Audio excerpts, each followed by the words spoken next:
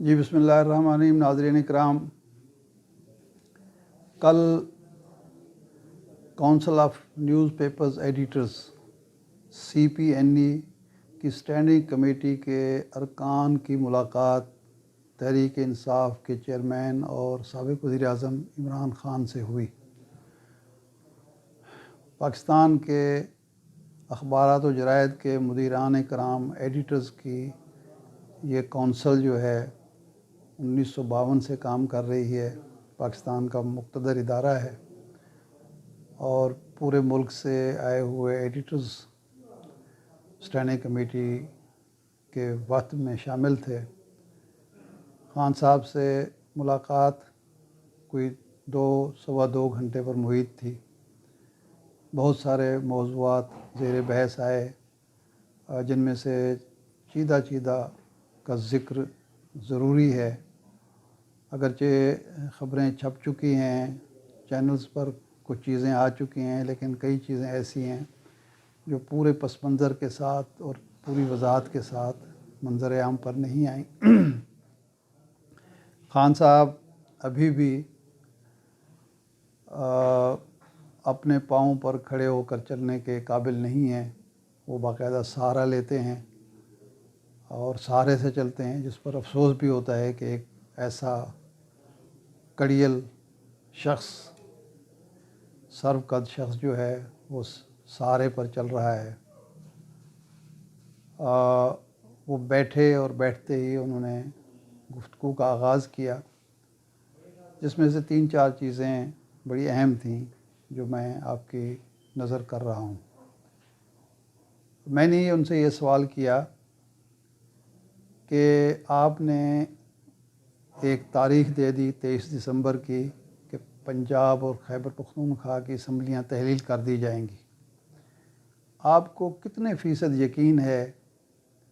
کہ اگر حکمران اتحاد نے، PDM نے، مسلم لیگ اور ان کے اتحادیوں کی حکومت نے یا الیکشن کمیشن نے آئین اور قانون سے ماورا 90 دن میں الیکشن کرانے سے انکار کر دیا،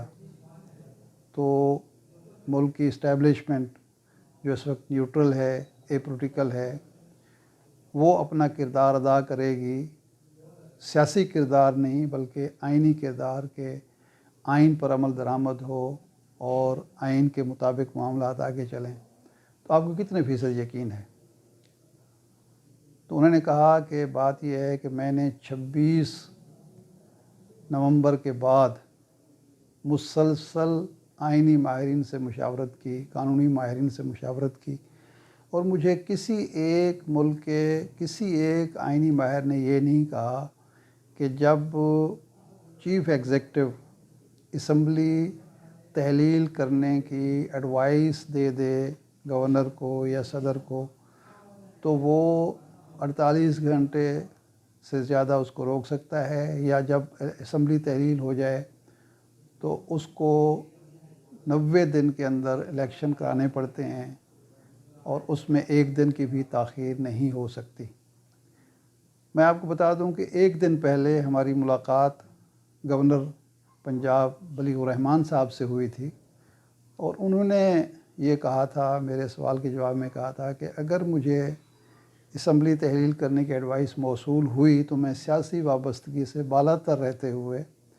ایک آئین پسند شخص کے طور پر، آئین پر بالادستی رکھنے والے سیاستدان کے طور پر بلا تاخیر عمل درآمد کروں گا اور اسمبلی تحلیل کرنے کا آرڈر جاری کر دوں گا، کیونکہ یہ میری آئینی ذمہ داری ہے۔ تو عمران خان صاحب نے کہا کہ اس آئینی پوزیشن کے ہوتے ہوئے حکومت 90 دن میں تاخیر اپنے طور پر نہیں کر سکتی، کیونکہ وہ آئین کی خلاف ورزی کی مرتکب ہوگی،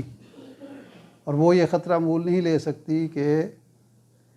آئین کی خلاف ورزی، آئین کو سیبوتاژ کرنے کے الزام میں اسے قانونی جو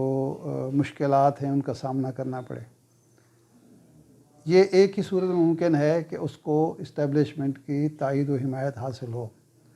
میں نے جس طرح 9 اپریل کو انتظار کیا اور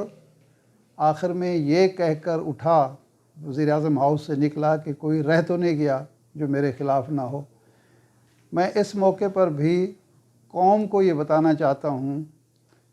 کہ آئین شکن کون ہے اور دستور پر عمل درآمد کا خواہش مند کون ہے۔ آئین کے نزدیک کس گروہ کے نزدیک، کس فرد کے نزدیک ایک بازیچہ اطفال ہے، ایک چند کاغذوں کا پلندہ ہے، اور کس کے نزدیک ایک مقدس دستاویز ہے۔ تو میں اسی مقصد کے لیے یہ کام کر رہا ہوں۔ اب اگر آئین پر عمل درآمد ہوتا ہے، آئین کے مطابق اس ملک کو چلنا ہے، تو جس دن اسمبلی تحلیل ہوگی اس کے 90 دن کے بعد الیکشن ہو جائیں گے، اور اگر 90 دن میں الیکشن ہو گئے تو مجھے تو 100% یقین ہے کہ دونوں صوبوں میں ہم بہت بڑی اکثریت سے کامیاب ہوں گے، اور 2 صوبوں میں ہماری حکومت ہوگی۔ اگلے الیکشن یہ جتنی تاخیر کریں گے ہمارے حق میں ہوگا کہ پھر جنرل الیکشن میں 2 صوبے ہمارے پاس ہوں گے 5 سال کے لیے، اور باقی 2 صوبوں میں جب الیکشن ہوں گے اور مرکزی الیکشن ہوں گے تو میں اپنے پوری توجہ ان 2 صوبوں پر مرکوز کروں گا۔ میں اپنی کمپین بھی آسانی سے چلاؤں گا، مجھ پر زیادہ برڈن نہیں ہوگا، اور جنرل الیکشن بھی میں آرام سے جیت جاؤں گا۔ وہی ہمیں پتہ چلا کہ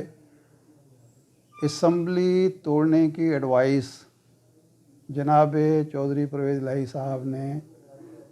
لکھ کر سمری تیار کر کے جناب عمران خان صاحب کے حوالے کر دی ہے۔ اس لیے عمران خان صاحب کانفیڈنٹ ہیں، اور 23 تاریخ کو وہ سمری، وہ ایڈوائس گورنر پنجاب کو موصول ہو جائے گی۔ جہاں تک چودھری پرویز الہی صاحب کے بیان کا تعلق ہے جنرل باجوہ کے حق میں، وہ ان کا ایک سیاسی موقف ہے۔ چودھری صاحب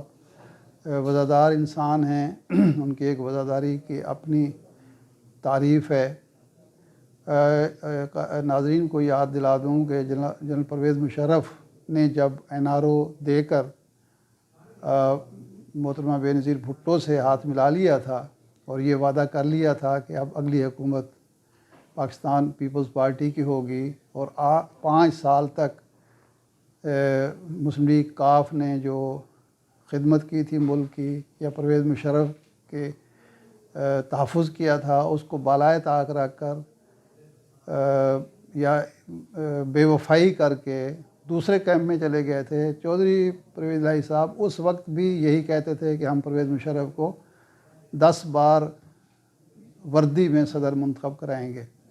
اور اس کا بہت زیادہ نقصان پرویز الہی صاحب کو ہوا، کیونکہ 5 سالہ پرفارمنس اتنی بری نہیں تھی پرویز الہی صاحب کی کہ 2007 کے 8 کے الیکشن میں ان کو لوگ ریجیکٹ کرتے، مسلم لیگ کاف کو ریجیکٹ کرتے، بلکہ یہ پرویز مشرف کی حمایت تھی جس کے نتیجے میں کاف لیگ الیکشن ہار گئی، کیونکہ اس وقت پرویز مشرف کی پوزیشن عوامی سطح پر بالکل وہی تھی جو سابق army chief retire general Bajwa کی ہے۔ وہ متنازع بن چکے ہیں، لیکن پرویز الہی صاحب اپنے سیاسی مقبولیت کو داؤ پر لگا کر، سیاسی مفادات کو داؤ پر لگا کر اپنی وفاداری نبھا رہے ہیں۔ اب دیکھیں الیکشن میں اس کا ان کو کیا فائدہ پہنچتا ہے یا کیا نقصان ہوتا ہے، یہ ایک الگ پہلو ہے۔ جنرل باجوہ پر انہوں نے کھول کر اظہار خیال کیا، اور انہوں نے کہا کہ حکومت انہوں نے گرائی، اور سوال یہ ہوا کہ آخر ان کے مقاصد کیا تھے۔ انہوں نے بڑی سادگی کے ساتھ اور بڑے صاف گوئی کے ساتھ یہ کہا کہ صحیح بات ہے کہ میرے پاس کوئی انفارمیشن نہیں ہے کہ میں ان پر الزام لگا سکوں کہ یہ وجہ ہے، میں صرف گیس کر سکتا ہوں۔ کیا امریکہ کا دباؤ وہ برداشت نہیں کر پائے، امریکہ نے ان کو کوئی پٹی پڑھائی، یا امریکیوں کو انہوں نے پٹی پڑھائی کہ ایک حکومت کو جانا چاہیے؟ کیا وہ یہ سمجھتے تھے کہ میری حکومت کی پرفارمنس اچھی نہیں ہے، اور شہباز شریف صاحب اتنے جینیس ہیں کہ جو ہی وہ اقتدار میں آئیں گے ملک میں دودھ شہد کی نہریں بہنا شروع ہو جائیں گی، اور کیا وہ میرے حوالے سے ذاتی طور پر ان کو کچھ تحفظات تھے یا مشکلات پیش آ رہی تھی، کیونکہ میں بہت سارے معاملات میں ان کی بات نہیں مانتا تھا، اور میں انہیں کہتا تھا کہ آپ اپنا کام کریں، مجھے اپنا کام کرنے دیں۔ میں یہ بات ماننے کے لیے تیار نہیں تھا کہ ہم امریکی جنگ کا حصہ رہیں اور امریکہ کی جنگ لڑتے رہیں، افغانستان کو جہنم بنائے رکھیں۔ میں اس بات کے حق میں نہیں تھا کہ یہاں کرپشن ہوتی رہے اور اس پر احتساب کسی کا نہ ہو۔ وہ مجھے مشورہ دیتے تھے کہ جناب بزدار کو ہٹا دیں، تو میں کہتا کہ بزدار کو میں ہٹا کے تو میری مشکل یہ ہے کہ میں جس کو بھی لاؤں گا اس پہ اختلاف ہو جائے گا، میری حکومت ختم ہو جائے گی، لیکن آپ کو بزدار سے کیا مسئلہ ہے؟ کرپشن کے ایشو پر میرا اختلاف تھا۔ مجھے انہوں نے ہی یہ سارا کچھ فائلیں دکھائی تھیں، اور پھر اس کو جو ہے مختلف اداروں نے تفتیش کے بعد بتایا کہ یہ سچ ہے کہ جی شریف خاندان کتنی لوٹ مار کر رہا ہے، زرداری خاندان کتنی لوٹ مار کر رہا ہے۔ اور چونکہ میرا تو ڈے ون سے فلسفہ یہ ہے، اور یہ انہوں نے کئی کتابوں کے حوالے دیے، کئی واقعات بیان کیے کہ دنیا میں جہاں رول آف لا کا انڈیکس بہتر ہے وہاں ترقی ہو رہی ہے، اور جہاں انڈیکس خراب ہے وہاں ہی تنزلی ہو رہی ہے۔ جہاں کرپشن زیادہ ہے وہاں ہی پسماندگی ہے، غربت ہے، افلاس ہے، بے روزگاری ہے، تشدد ہے، لاقانونیت ہے، جرائم ہیں۔ اور جہاں کرپشن، جہاں امن ہے، جہاں ترقی ہے، جہاں خوشحالی ہے، اور جہاں جرائم کم ہیں وہاں کرپشن کم ہے۔ یہ ایک دوسرے جڑے ہوئے۔ انہوں نے اس پریس کانفرنس کا حوالہ دیا جس میں کہا گیا تھا کہ ایک صاحب نے یہ کہا تھا کہ جی میرا جب انٹرویو ہوا تو عمران خان نے کہا کہ نمبر 1 مسئلہ کیا ہے، تو میں نے کہا کہ معیشت۔ انہوں نے کہا کہ نہیں، کرپشن ہے اور یہ کرپٹ سیاستدان ہے۔ تو انہوں نے کہا بالکل میں یہی سمجھتا ہوں کہ معیشت آپ کی بہتر ہو ہی نہیں سکتی جب تک آپ کرپشن پر قابو نہیں پاتے۔ انہوں نے یہ کہا کہ جنرل باجوہ صاحب جو تھے ان کا مسئلہ یہ تھا جو میرے ساتھ تھا، وہ یہ تھا کہ میرے سامنے وہ کچھ کہتے تھے کرتے کچھ تھے۔ مجھے 100% اطلاع تھی کہ یہ پوری تیاری کر چکے ہیں شہباز شریف کو وزیر اعظم بنانے کی، پورا پلان تیار کر چکے، اور میرے سامنے وہ قسمیں اٹھاتے تھے کہ نہیں جی شریف خاندان تو میرے سخت خلاف ہے، زرداری خاندان تو میرے، میں کیسے سوچ بھی نہیں سکتا کہ وہ دوبارہ اقتدار میں آ جائیں، آپ مجھے کیا بات کر رہے ہیں۔ اور میرے پاس آئی بی کی رپورٹ رکھی ہوتی تھی کہ آج یہ اس سے ملیں، آج اس سے ملیں، آج یہ پلان ہوا ہے، یہ وہ سارا کچھ جو بند کمرے میں ہوتا تھا میرے سامنے رکھا ہوتا تھا، اور وہ قسمیں اٹھا رہے تھے۔ کہتے وہ اتنے ان کے بقول غلط بیانی کرتے تھے، اتنے وثوق سے غلط بیانی کرتے تھے کہ یہ میرے ساتھ بیٹھے ہوئے ہیں فواد چودھری صاحب، یہ میں ان کو بڑا عقل مند اور ہوشیار آدمی سمجھتا ہوں، بڑے ذہین آدمی ہیں، لیکن یہ آخری دن تک یقین کرتے تھے کہ ہماری حکومت کو جنرل باجوہ سے کوئی خطرہ نہیں ہے یا پی ڈی ایم سے، اور ہماری حکومت بچانے پر جنرل باجوہ لگے ہوئے ہیں۔ اور میں مذاق اڑاتا تھا، اب یہ شرمندہ ہوتے ہیں، اور میں کہتا ہوں کہ ہاں بتاؤ اب کیا خیال ہے۔ تو اس طریقے سے وہ بات کرتے تھے۔ ایک سوال ان سے یہ ہوا کہ یہ سب کچھ ہوا جنرل باجوہ نے کیا، آپ اس کو ذمہ دار سمجھتے ہیں، اب اگر اقتدار میں آپ آتے ہیں تو کیا ایسے کرداروں کے خلاف کوئی کارروائی کریں گے؟ انہوں نے کہا بات یہ ہے کہ میری حکومت گری ہے، ذاتی طور پر تو مجھے فائدہ ہوا ہے، مجھے شکر گزار ہونا چاہیے باجوہ صاحب کا کہ میری مقبولیت میں انہوں نے اضافہ کر دیا، میں پہلے سے زیادہ مقبول ہوں، عوام میں میری پذیرائی ہے، میری عزت میں اضافہ ہوا ہے، تو وہ نقصان اس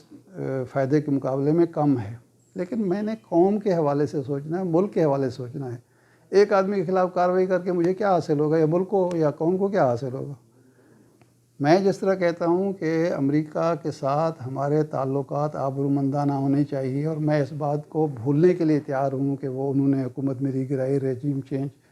انہوں نے کی، میں بھولنے کے لیے تیار ہوں اگر پاکستان اور امریکہ کے تعلقات اچھے ہوتے اور پاکستان کو اس سے فائدہ پہنچتا ہے۔ تو تو اسی طرح یہ بھی کوئی میرے لیے اتنا بڑا ایشو نہیں ہے. اصل میں جو بات کرنے کی ہے وہ یہ ہے کہ جو آرمی کا سسٹم ہے جس میں فرد واحد جو ہے وہ اتنا بااختیار ہے کہ وہ کسی حکومت کو گرا بھی سکتا ہے, کسی کو اقتدار میں لا سکتا ہے, جس وقت چاہے کسی کو کمانڈو نکال دے, اس کو ریوزٹ کرنا چاہیے. ادارے کو بھی ریوزٹ کرنا چاہیے, ادارے کو مضبوط ہونا چاہیے فرد واحد کے مقابلے میں. یہ ہے اصل چیز کرنے کی. یہ نہیں ہے کہ جو میری حکومت رہی تو میں. تو انہوں نے جنرل باجوہ صاحب کے ساتھ تمام گفتگو کرنے کے بعد آخر میں یہ بھی کہہ دیا, یعنی یہ تاثر دیا کہ وہ کوئی کارروائی کا ارادہ نہیں رکھتے یا انتقام پر یقین نہیں رکھتے. یہ چھوٹی بات ہے. بڑی بات یہ ہے کہ ملک کا مفاد کیا ہے, فوج کا مفاد کیا ہے, قوم کا مفاد کیا ہے. باتیں تو اور بھی بہت ساری ہیں, لیکن چونکہ ولاگ کے لیے ٹائم کم ہوتا ہے تو میرے خیال اسی پہ اکتفا کرتا ہوں. وقت ملا تو انشاءاللہ پرویز الہی صاحب کی سوچ کیا ہے اس پر بھی اگلے ولاگ میں بات کریں گے.